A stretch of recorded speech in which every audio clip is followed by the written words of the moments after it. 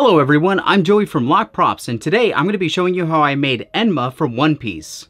So far in the story, this is Zoro's final sword that he has obtained, and this was actually the one that was the most requested from a lot of you, so I'm happy to finally give this video out to ya. Before we begin, if you wanted to follow along, my Etsy blueprint is going to be down in the description below, as well as affiliate links for those. If you use those help out the channel greatly, and I thank you so much. Without further ado, let's get started. First, we're going to start off by printing out the template. To put the template together, I'll pick one side of the page and cut where the dotted line is. Then I overlay it on the other page, and then I'll tape it down. I'll also add some tape on the other side so then that way it doesn't completely fall apart. I keep going until the template is completely taped together. Using my box cutter, I'll go ahead and start cutting out the big major pieces of the sword. For the curved areas, you can use an X-Acto blade if that makes it easier for you. Now that we have it fully cut out, I'm going to go ahead and separate the blade from the handle. I'll lay the blade on 5mm EVA foam. Then I'll trace it out 2 times with my Sharpie. I know that if you have foam that's smooth on both sides, you don't need to flip the template, but for my mental sanity, I'm going to go ahead and flip it just so I don't make any mistakes. Using my box cutter, I'll go ahead and cut everything out, but when I cut it out, I am cutting on the outside line of the Sharpie. This way, when we go to sand it later, everything can be a lot more even easily. I'll take my heat gun to the foam just to seal up the pores a little bit, and that way I can flatten it out. I'll take an aluminum rod that's roughly around 5mm thick from the hardware store, and I'll slightly bend it so then that way it'll form the shape of the sword. Once I see where it's going to go, I trace it around with my Sharpie. Next, I'll use my router to dig out a trench where the rod is going to be going into the foam. There are multiple ways that you can do this. The 3 ways that I know how to do this is with the router, with your Dremel, but then you have a router attachment for it, or you use your X-Acto blade to cut out a V shape into the foam at a 45-degree angle, but you're not cutting all the way through to the other side of the foam. I'll place 2 layers of barge contact cement on the inside of the trench. I do this for both of the sword pieces, and I'll also put some on the rod. While the rod is in one side of the sword, I take my heat gun and I heat up the rod, so then that way when I take the other side, I'll place it on top and I'll smush it down so then that way it makes a little indent into the other piece of the foam. That way I know where it should be sitting. I'll take my Sharpie and I'll trace where I see that little indent. Then I'll take my router again and make that trench on the other side.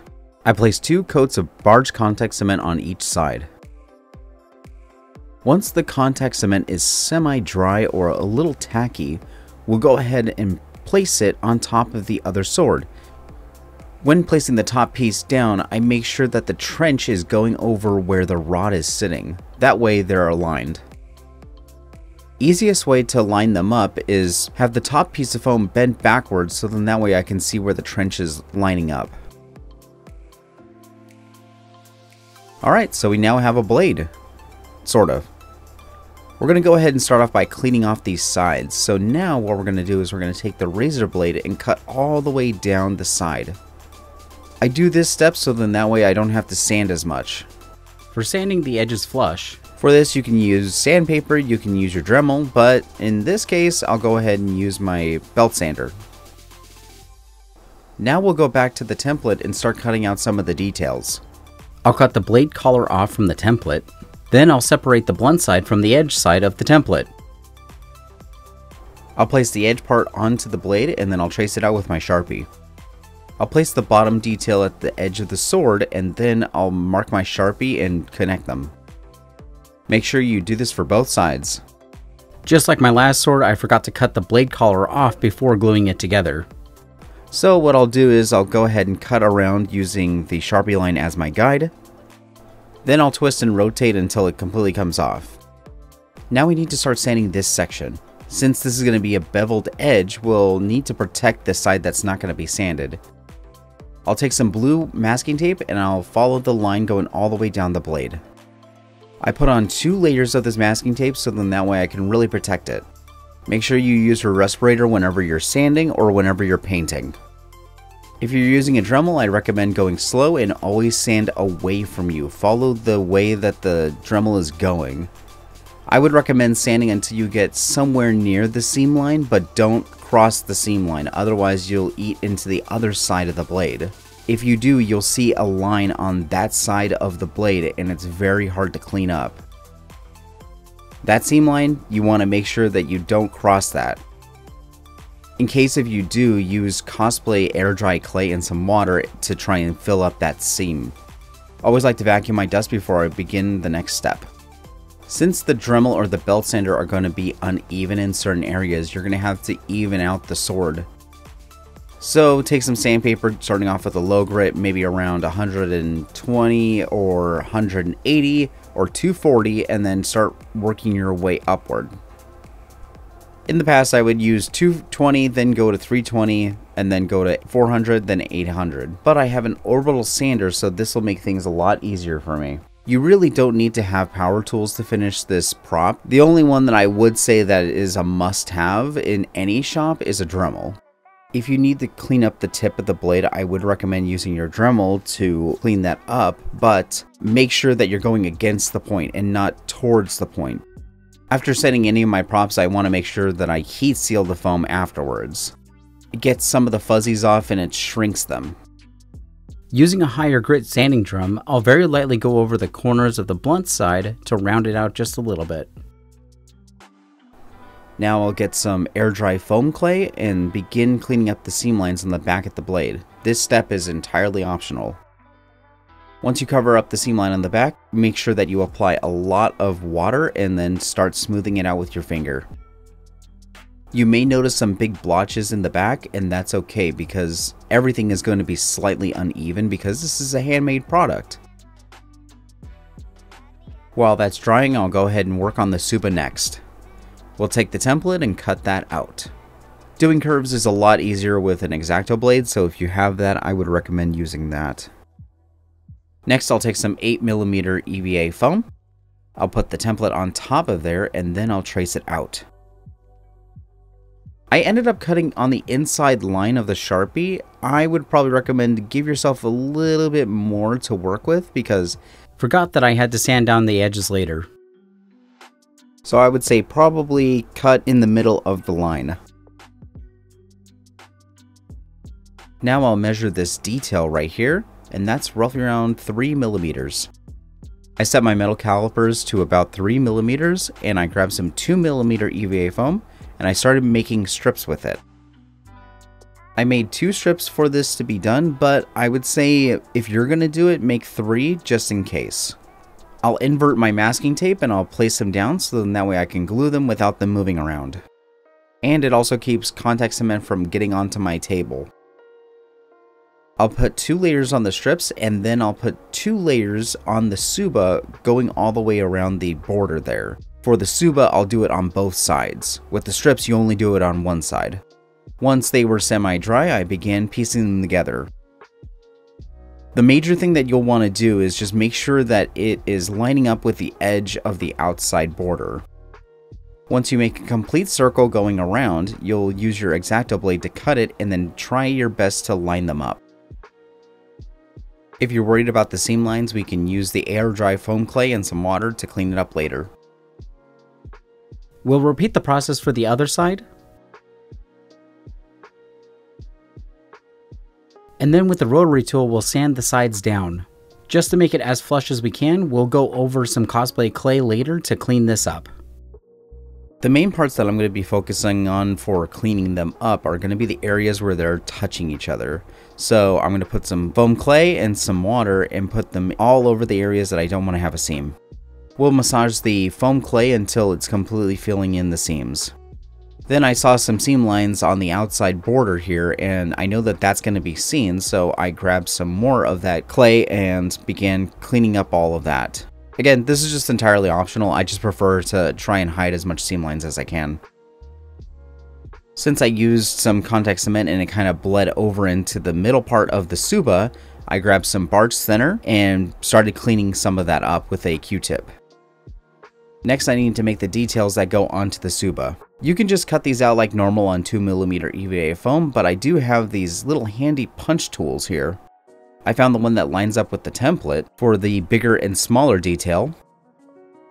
I grabbed some more 2mm EVA foam, and then I punched out 6 of these holes for each size.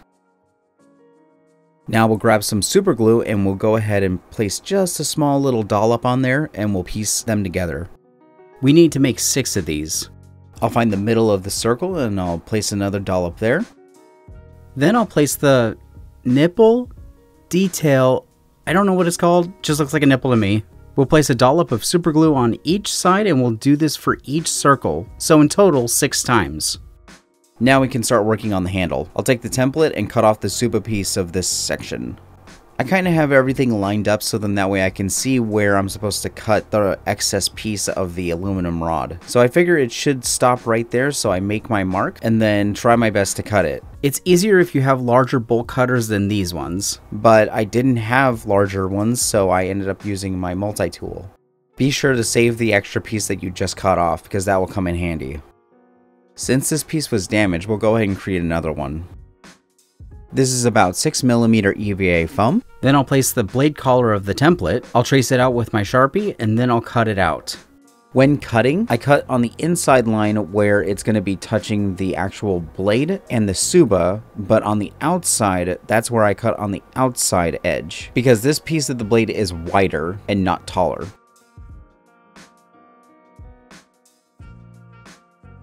Here's an example if you need to make a trench but you don't have a router or a rotary tool. We'll take my X-Acto blade or my box cutter and then I'll cut into the foam about a 45-degree angle, but I'm not cutting all the way through. I'll flip it around and I'll do the exact same thing. This will create a V groove into the foam. That's where the rod is going to sit. I'll place 2 layers of contact cement on both of those sides, but I'm not going to put it in the trench yet. We don't want the middle piece to glue to itself on the inside. Now that the pieces have dried, I'm going to go ahead and piece them together and do a test fit. Using the Dremel, I'll go over the edges to round them out. Now I have some 10mm EVA foam. I'll take the handle template and I'll trace it with my Sharpie.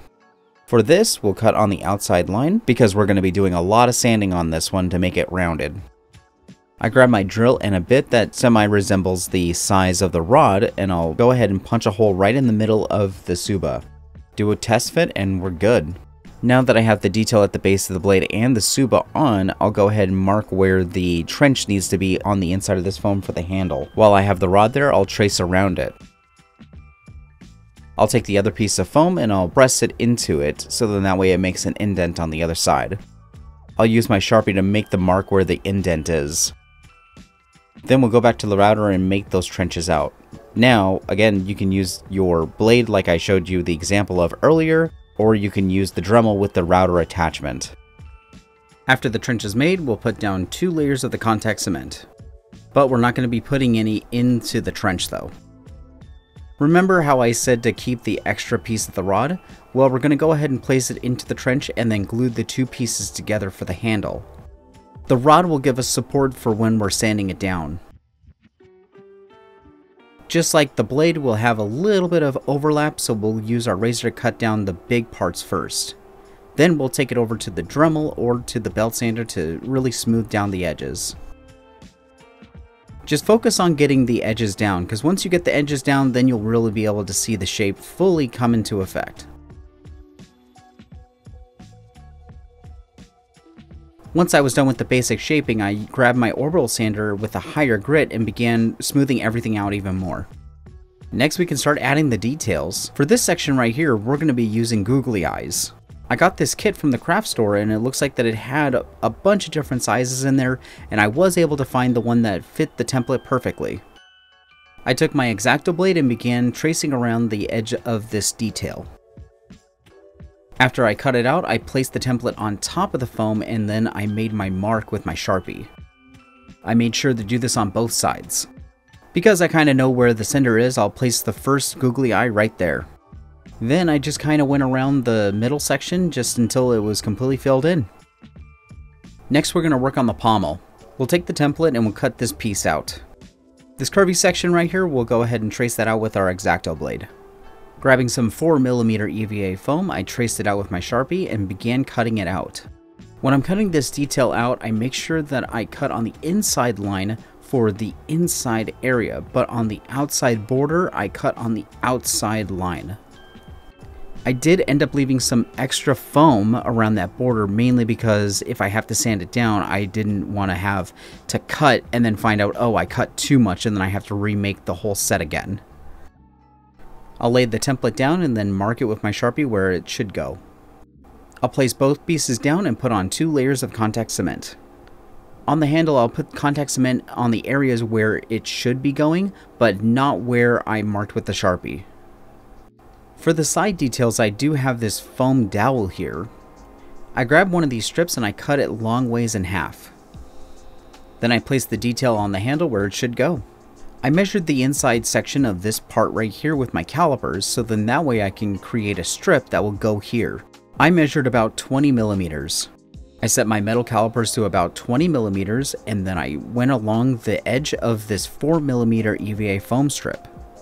I wrapped the strip around the handle just to see how much I needed to cut off. I made my mark with my Sharpie and then I cut it down. As per usual, we'll put 2 layers of contact cement on here. Make sure that you also get the side edges too. Once I was ready, I kind of peeled back the foam there and I placed it down and then I wrapped it all the way around. I cut off the excess and then I pressed it all together. Using my X-Acto blade, I traced around the edge of the pommel, cutting off the excess. For cleanup, I grabbed my Dremel with a higher grit sanding drum and began shaping down the edges. I used the heat gun to heat seal that foam right there. Next, we gotta make this detail right here. I'll put down the template and I'll butt it up against that detail and then mark my way all the way around. For the other side, I marked where that part begins. Then I'll cut the template down and then mark the other side. This way I can have a general idea of where the contact cement is supposed to go. Once the contact cement was semi-dry on the handle and also on the half dowels, I began gluing them together, making sure that I put the seam line at the bottom of the handle. I'll wrap all the way around until I can meet the other side and then I'll make my cut and then put it into place. I'll follow that same process with the other side as well.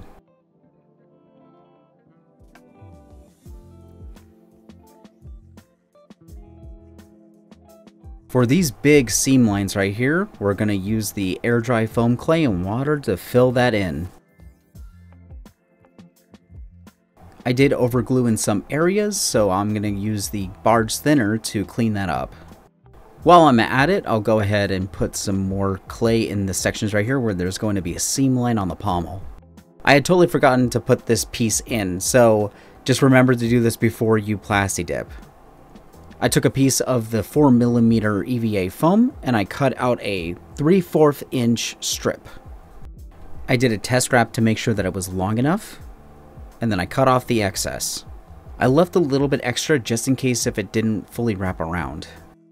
On one end of this strip, I cut a 45-degree angle where the edge is. This way, when I go to wrap it, it'll all come together very smoothly and have less of a seam line. We'll do our usual 2 layers on the strip and the handle. Then I'll begin wrapping the detail around the handle. Where it goes to meet, we'll go ahead and cut at that same angle. After I made my cut, I applied more contact cement. Once it was semi-dry, I placed it down. After that was completely dry, we went ahead and took everything outside and plasti dipped it. I did about 3 layers on each part. Once that was sealed, I wanted to clear up all of this texture that's on the blade. Then I'll use 3 coats of this filler primer here. Once completely dried, I brought it in and began wet sanding it down. I started wet sanding with the 400 grit. Then I took it outside, did another layer of the filler primer, brought it back in, and then I did it with 800 grit, and then did one more layer. For painting the handle, we'll go ahead and start taping off all the areas that's not going to be purple. It's okay if there's a little bit of overspray here because the rub and buff is really strong and it will be able to cover up whatever we overspray. I took an empty bottle and then I mixed together opaque purple and opaque lilac. To help keep the paint from cracking, I added in this Tim Gore's Bloodline, and then I wanted a little bit of a gloss to it, so I added some of this too. So I added everything into the bottle, and then I also added in a reducer just to thin it out for my airbrush. I had my respirator on and I had my fans and my windows open, and then I began spraying. Make sure that if you are going to use an airbrush, just don't breathe in any of this stuff. For something like this, you can easily find the color as a spray can if you need to do that, if you don't have an airbrush. I'm just trying to get better at airbrushing because there's so much more that you can do with that. But use whatever is at your disposal. You don't have to have an airbrush to do this. Once fully dried, I took off all of the masking tape. Next, we'll take the rub and buff and we'll go ahead and start painting on all of the pieces. I know this paint is meant to be like on a little buffing pad and then you just put it on, but I have no control over that really. So I find that the easiest way for me is to grab a flathead brush and be able to apply it that way. At least I feel like that there's a lot more control. I forgot to account for this little section right here, so we're going to go ahead and just airbrush that section in. Again, if there's any overspray, that's not too big of an issue because the rub and buff will be able to cover that very easily. We'll apply some at the trim of the blade here, and then apply a lot of it onto the Tsuba. Now we can get on to painting the sword. First, I needed to paint this entirely black, so I grabbed this Rust-Oleum Lacquer Gloss Black. I'll take some frog tape, the yellow kind because it is low adhesive and it won't leave that much residue, and I'll go ahead and follow the line where the bevel begins. Press lightly on the edge of the tape to seal it down. For the silver effect, we're going to use Createx Quicksilver and we're going to go over the blade with a very light coat. Then I grab this Createx gloss so then that way it can cover the silver and protect it. Now for the detail of the blade. We're going to take the template and I'm going to put tape all over this template here. This is a way that I can protect the template from tearing apart when the masking tape comes off. When you put this tape on, when you pull it up, just make sure that you fold it over on the other side of the template. Otherwise, it'll get stuck to the masking tape as well. Putting the tape over the template is kind of a way of protecting it, so then that way we can use it multiple times. Almost like laminating it. After we tape off both sides, now we can go ahead and lay it down and put the frog tape over the entire thing. You'll take your X-Acto blade and start tracing out where the detail is in the blade. For this first part, I make sure that I do it hard enough so then that way it'll actually cut the template in half. Go slow and at a steady pace. Now we can start lifting up the masking tape. Because I want there to be an even amount of silver and the teal color, I put it right in the middle of the blade where I think that I'm going to be able to see both colors. I'll run my finger along the tape just to make sure that all edges are placed down. I flipped the template over and then I placed another long piece of tape over it. Then we'll do the tracing out. I want to make sure that I have both sides covered because I don't want any overspray getting on the other side. For the teal color, I grabbed this color from Createx called Tealicious. This is part of their candy line, so it's a transparent, so it's supposed to go over silver. I did a 50-50 mix of the gloss and the teal. I mixed it all around and waited 10 minutes to allow them to completely mix together. After the 10 minutes, I began placing over a very light coat.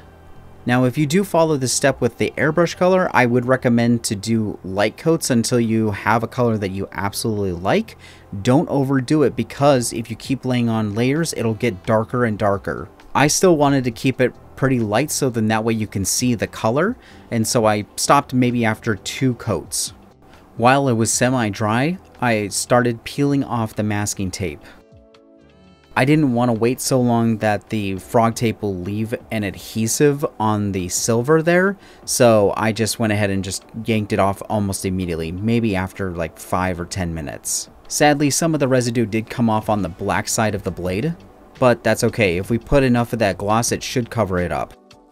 Now for the final protective coat. I'll grab this UVLS gloss from Createx Colors and mixed it with the reducer and then shaked it up. I applied the gloss to the entirety of the blade. After I placed it overnight for drying, I went with a 2000 grit sandpaper and went along the entirety of the blade. And then I did one more coat of the gloss. Then it came out just fine. If you are going to be doing this sanding on top of the top coat, just make sure that you're not going fully into the paint itself. That's why I had to use a very high grit sandpaper. Now we can begin assembling this blade. This is going to be with the handle, the tsuba, the base detail, and the sword itself. We'll start by applying a little bit of super glue at the base of the blade here. We will add super glue to the bottom of the blade collar. Then we'll slide the tsuba into place and placing a good amount of super glue on the rod itself, as well as where the area this tsuba is going to be touching the piece. Finally, we're going to put some super glue all on the rod, and then we'll go ahead and shove the handle onto it. And that's how I made Enma.